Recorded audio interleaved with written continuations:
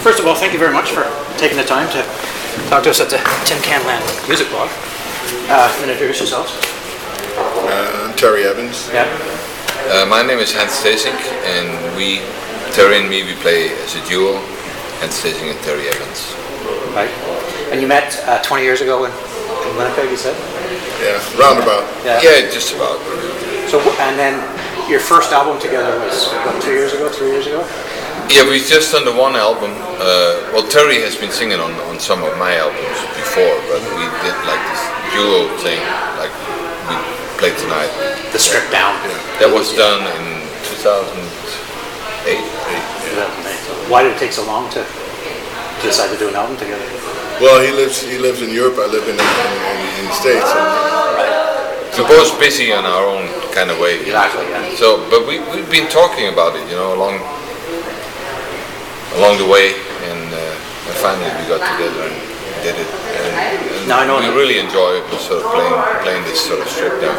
Yeah, did the album come out? Visions is what we're talking about. Yeah. Did that come out the way you thought? I mean, all these years of talking about it and doing it. Yeah, it was really nice. I consider it a gem. Yeah, and I think in the blues community it is as well, isn't it? I mean, one of the things that sets it apart is audiophiles are saying it's really well done.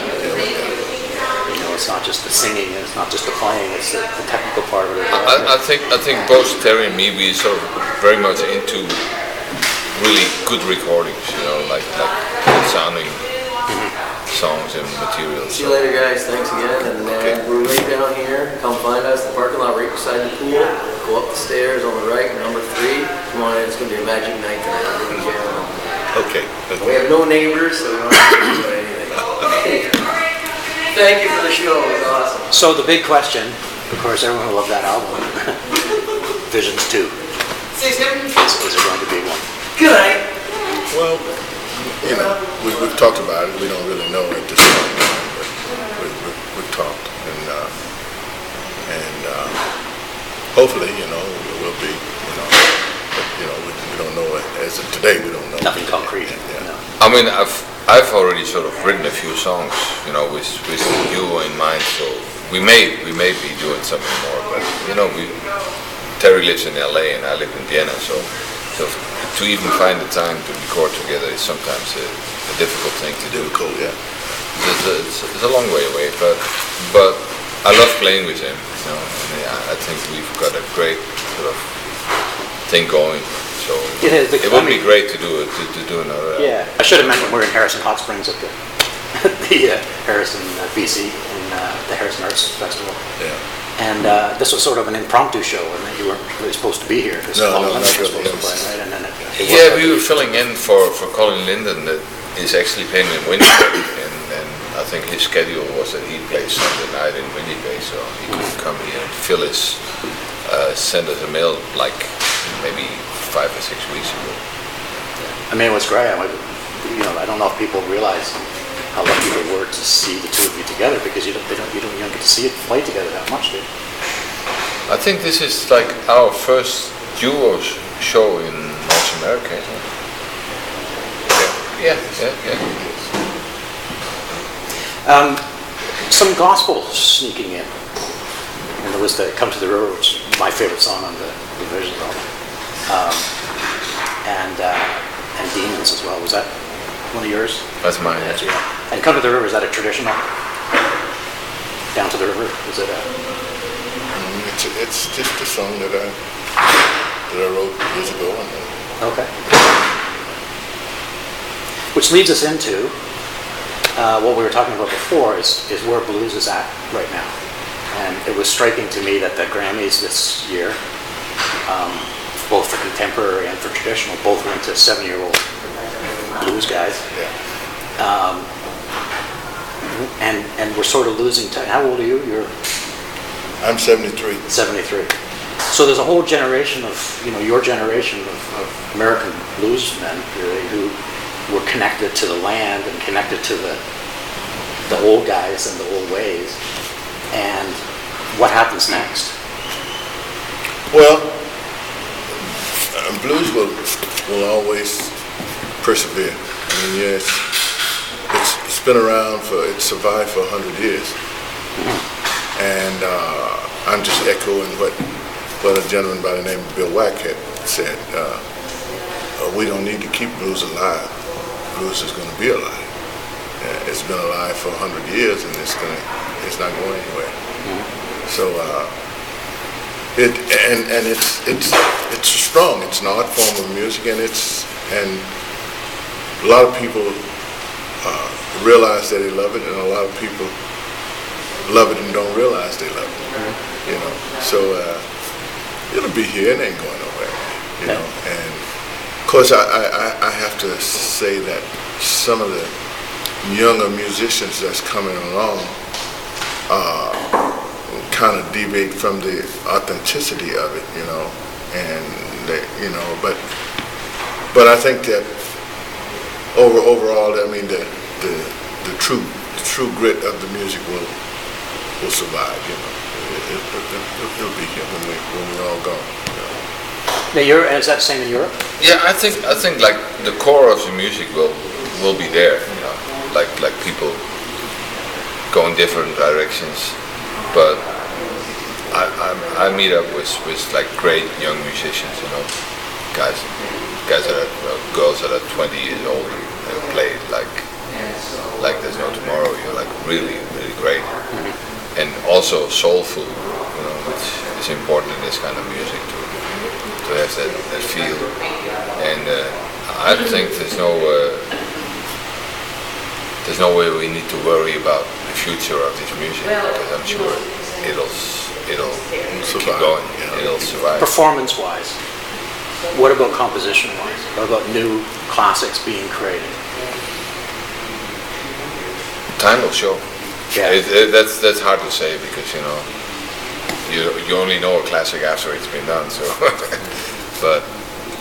but there's people at it that do great stuff, wonderful music, and I'm sure new classic will come up. Like one of your two. Yeah. Who has caught your eye? You're at festivals all over the world. Who are some of the young up-and-comers you think? Well, I've had the opportunity to see Robert Randolph, which is a young gospel blues-oriented kind of sanctified kind of approach to the music, which is interesting. And then there's even some of the young kids, Johnny Lang, Kenny Wayne Shepherd.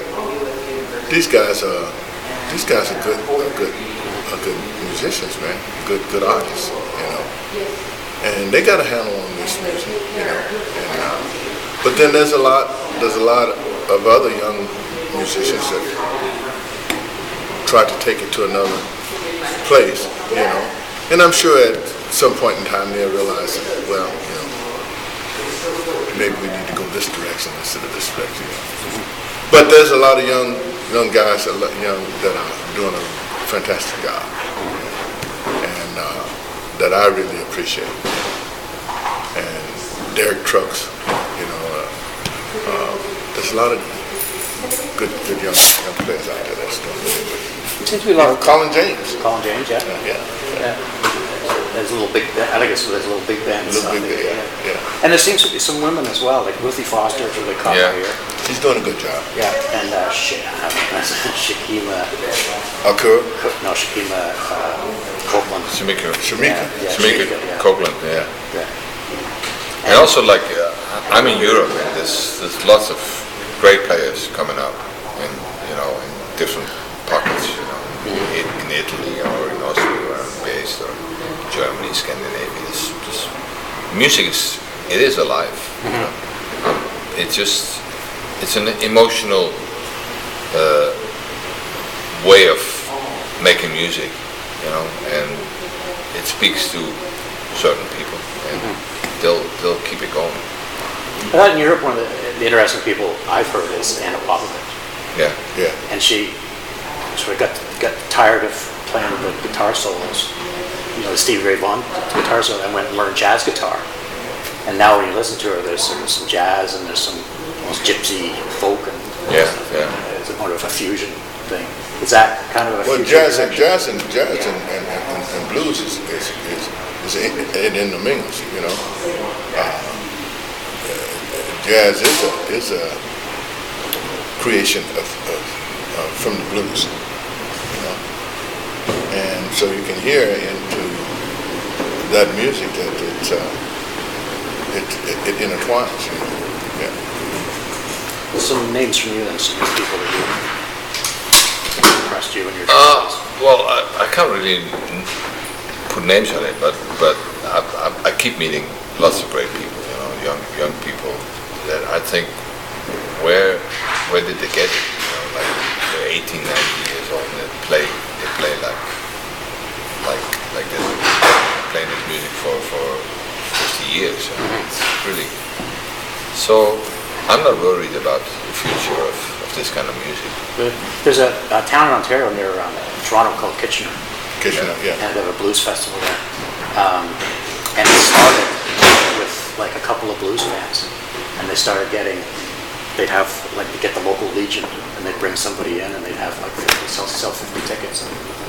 And then from there it just built and built and built. Kitchener is a German town. It's from German settlers. It was originally called Berlin. There was no blues history there at all. But slowly it built and built and built. And they used some of the proceeds of the festival to fund high school programs and stuff like that. Is that necessary, that sort of approach? Or is it just going to... Because the only thing you hear about is kids have it too easy these days. As soon as you hear that, you think, oh, well, where's blues songs going to come from? Well, so I guess based on your statement, you're equating blues with a sense of suffering, sense of bad luck and stuff. Is that? Well, that's where a lot of this seems to have come from. Yeah. Well, but when you look at it, it's not all suffering and negativity. I mean, there's joy in the music as much as there's agony, you know. And I guess we want to equate coming from the slaves and the cotton fields and stuff. This is how the music got started and stuff like down on Dockery Farm and all kinds of places like that, you know. That's true, but when this music was played, people gathered around and danced and sang and rejoiced. So it's not all a suffering kind of music, you know. It's a beautiful art form. That's what we'll make this the last question because you had it tiresome, but that's where I was getting at before with the, with Visions. You had that one song, that one big gospel song down the river, and the rest of it was blues. And then tonight you had a couple of songs in there. And the way you play, especially the way you sing, there's a real element of praise in it, joy and praise. Is that something that you can develop into another album, do you think? You go that way, or is it? Well, I think that what happens is we get visions and we get ideas. Hans get ideas, I get ideas, and we share these with each other. We don't know where it's coming from. We don't know if it's coming from within or without. We don't know if the energy comes within or if we create the energies within us. But we have a way of transcending our expressions to each other. And that's what we go for. That's how we sort of like do this thing. I mean, there's no map that says. There's not a lot of planning. Yeah. You just sort of do what feels natural and feels right. Well, thank you very much. My pleasure. Thank you. Thank you. See you again. Okay.